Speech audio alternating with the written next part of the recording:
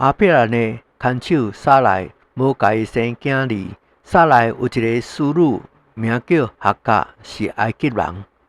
撒来对阿伯兰讲：耶和华予我袂当生育，求你甲我的孙女同房，或者我会当因伊得囡仔。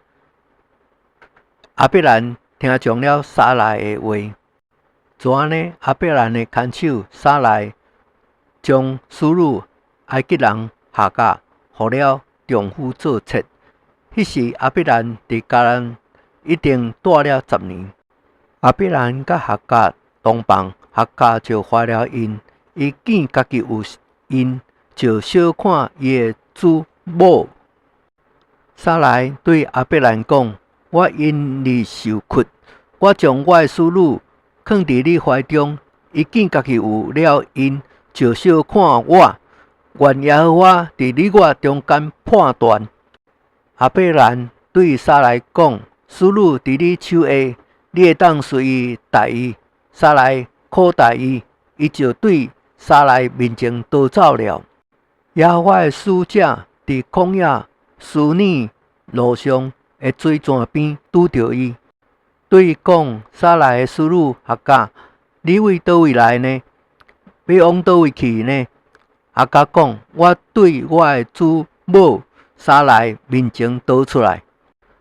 耶和华的使者对伊讲：你当甲你祖母迄边，伏伫伊的手下。佮讲：我必予你的后裔极其犯罪，甚至不可胜数。并讲：你如今怀孕，要生一个后生，可以家伊号名叫以实玛利，就是上帝听见的意思。因为耶和华听见了你的苦情。伊为人必像野鹿，伊的手要攻打人，人的手也要攻打伊。伊必住伫众兄弟的东边。哈甲就称迄个对伊讲话耶和华为看顾人的上帝，因而讲：伫这里我也看到迄个看顾我的吗？所以这井名叫比尼拉海来。